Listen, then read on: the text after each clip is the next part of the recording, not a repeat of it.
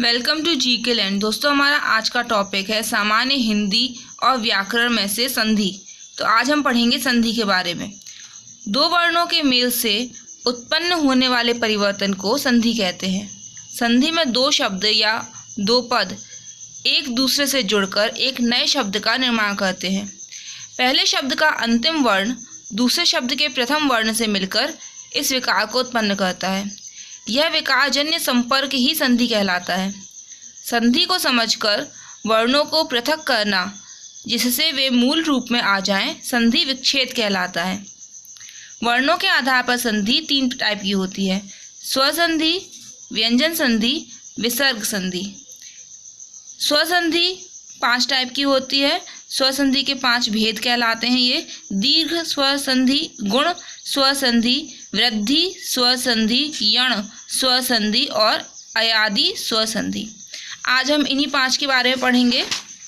तो स्टार्ट करते हैं स्वसंधि से। दो स्वरों के मिलने से जो विकार या रूप परिवर्तन होता है उसे स्वसंधि कहते हैं। दो स्वर आपस में मिलकर एक अन्य स्वर का निर्माण करते हैं। स्वसंधि में स्वरों का आपसी मेल होता है। आपस में जुड़े शब्दों से एक तीसरे अर्थपूर्ण शब्द की उत्पत्ति होती है। इसमें जो इसके टाइप थे, पहला दीर्घ स्वर संधि। तो दीर्घ स्वर संधि दो सजातीय अथवा सवर्ण स्वर जैसे अ, आ मिलकर दीर्घ स्वर के रूप में बदल जाते हैं। ऐसी संधि को दीर्घ स्वर संधि कहते हैं। यदि अ, आ, ई, उ, ऊ तथा री के बाद ही ऋषि वाले के बाद ही ह्रस्व या दीर्घ स्वर जुड़ता है तो दोनों मिलकर आ, ई, ऊ तथा री के रूप में सामने आते हैं। इसके एग्जाम्पल हैं अन्न, धन, अभाव, अन्नाभाव। इसमें अ और अ जोड़ के बड़ा आ बना है। देव, धन, आलय, देवालय। अ और आ मिलके आ ही बना। विद्या, अर्थी जोड़ के बना विद्यार्थी।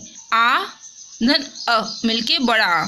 फिर विद्या, धन, आलय, विद्यालय। इसमें दोनों बड़ा आ है तो मिलके फिर क्या बनेगा? आ बड़ा। रवि, धन, इंद्र, रवींद्र।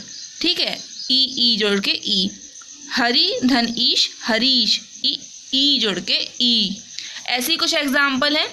रजनी, धन, ईश, रजनीश। भानु, धन, उदय, भानुदय। स्वयंभू, धन, उदय, स्वयंभूदय। पितृ, धन, ऋण, पितृ। फिर आती है गुण स्वर संधि।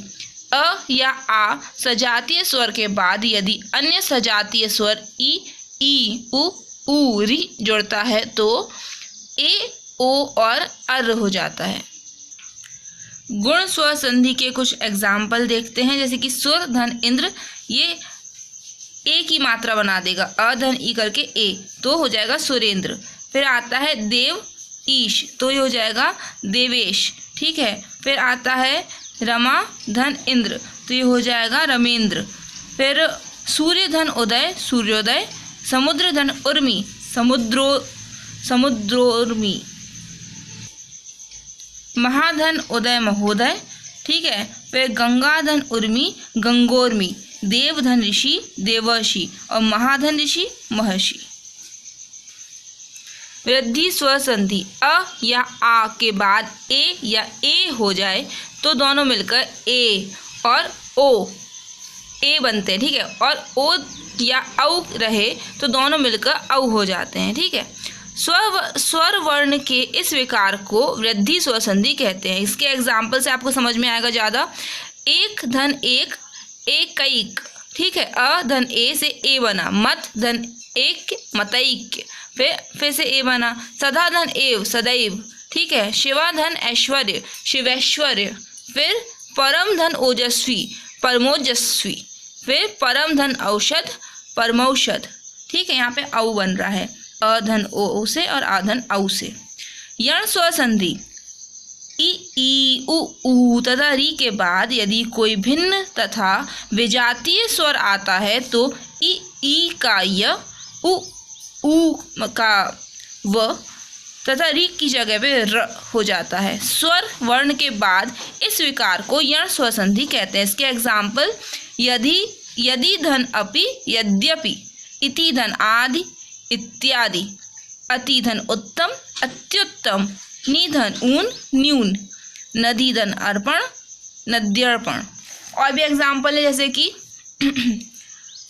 देवी धन आगमन देव्यागमन, मनुधन अंतर मनवंतर, सुधन आगत स्वागत, अनुधन ऐषण अन्वेक्षण, पितृधन अनुमति पितृनुमति, मातृ धन आनंद मात्रानंद। ठीक है, फिर आता है अयादि स्वसंधि, वहाँ लास्ट जो कि है ए ओ औ के बाद कोई भिन्न अथवा विजातीय स्वर आता है तो यह मेल ए का अय, ए का आय, ओ का औ का आव हो जाता है। बस 4 चीज़ याद रखो, अय आय औ आव, याद हो जाएगा। एग्जाम्पल भी 4 ही हैं जैसे कि ने धन अन नयन, नई धन अक नायक, पो धन अन पवन, पौ धन अन पावन। जैसे कि हमको सावन बोलना होगा तो हम क्या बोलेंगे, सौ धन अन सावन। ठीक है, okay, thank you friends, bye.